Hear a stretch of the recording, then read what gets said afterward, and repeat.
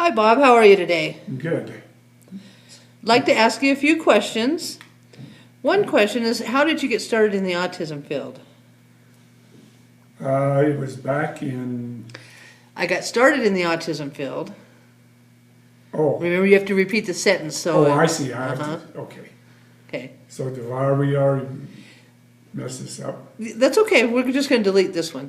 This one's just for practice. Okay. So, how did you get started in the autism field? I started in the autism field back in 2003. I was a skills coach working with the alternative high school kids at the time, and they shifted jobs, and my job was no longer there. And so I got online and saw that they needed an autism specialist, and looked at the qualifications, and I had the qualifications for it. I didn't know that much about autism, but I came down to SEVC and talked to a couple of people and asked them if I qualified, first of all, and they said I did.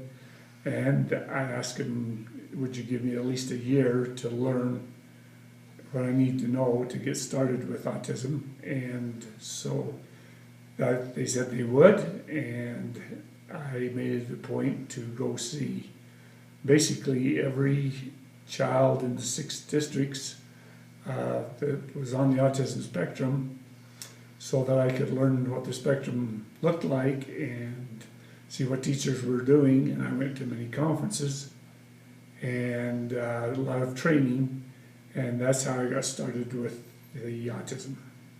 Great. Sounds like you've had quite a history. What is one of your favorite stories working with a student? There's been so many stories. One that surprised me when I first started, I went over to a small district, and there was a high school kid that was in high school, and he liked to draw cars, and he liked to have pictures of cars. And he had folders, 3-ring binders of nothing but cars. And all he wanted to talk about was cars. And so I sat down with him and listened to him about these cars. And we got talking, and he had never talked back and forth to be reciprocal. This is when I learned what reciprocal really meant, and why kids with autism avoid it. They don't like it. They're not used to it. But this boy had gone his whole life without asking anybody a question, at least in the school setting, because he didn't think he could ask a question to anybody. And I says, okay, I'm going to ask you a question about one of these cars, and I want you to tell me about the car. And then I want you to ask me a question about a car, and then I'm going to try to answer what you've asked me. And he sat there for a couple of minutes, stunned, and finally he said, can I ask you a question? And I said, yes, you can ask me a question. He says, I don't know that I know how to ask a question. So I wrote on a piece of paper, got a piece of blank paper, and I wrote the words who, what, where, when, why. And I said, these are words that start a question. I said, I want you to pick one, and I want you to start a sentence with one of these words. I said, I don't care which words you start with. And he looked at him, and he did not know how to do it.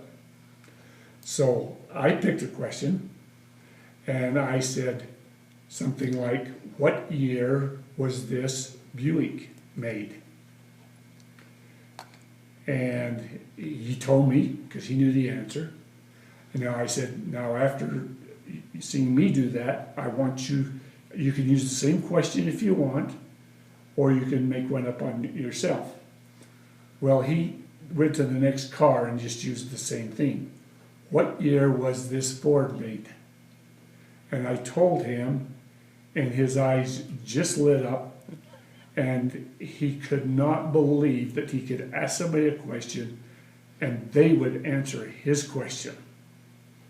And that was probably one of the big turning points as to what autism was and how I knew that these kids had a hard time asking questions and being reciprocal. And that taught me a lot because I used that a lot in my training and talking with kids.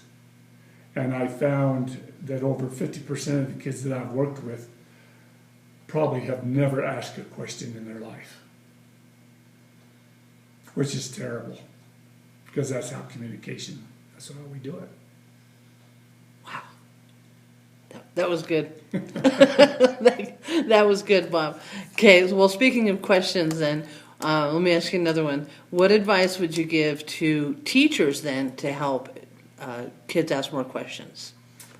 Well, the advice that I would give teachers working with kids with autism is, first of all, get to know the kid and get their trust, become a partner to them, and don't worry about anything else. Don't worry about teaching them any math, any colors, anything. Now, these are kids that can speak. We're talking about kids that can speak.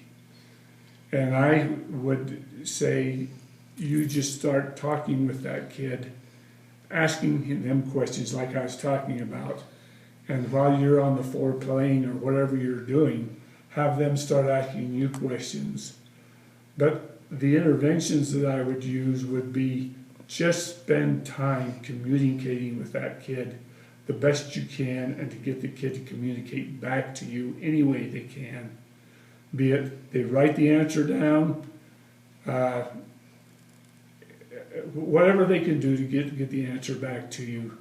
I would work on communication with these kids probably 99% of the time and let a lot of the other things go except for the IEP goals that I had to teach them.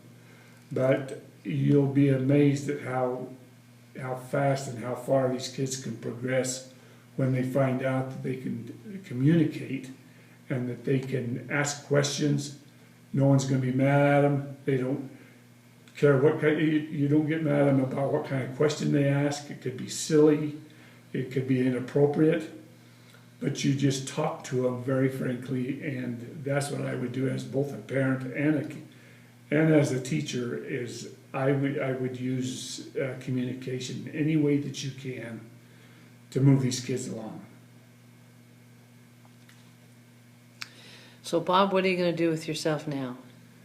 Now that I'm going to retire, I've been in education for 45 years, and I just plan on being at home and enjoying my life, hobbies, and my activities at home. I love to read.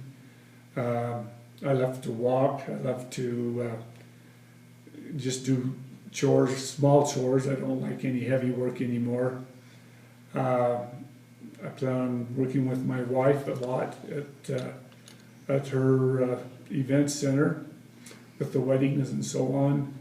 But I just plan on just resting and just enjoying and keeping up on things that are happening with autism and things that are happening in the world, and just enjoy life as much as I can until I get real sick.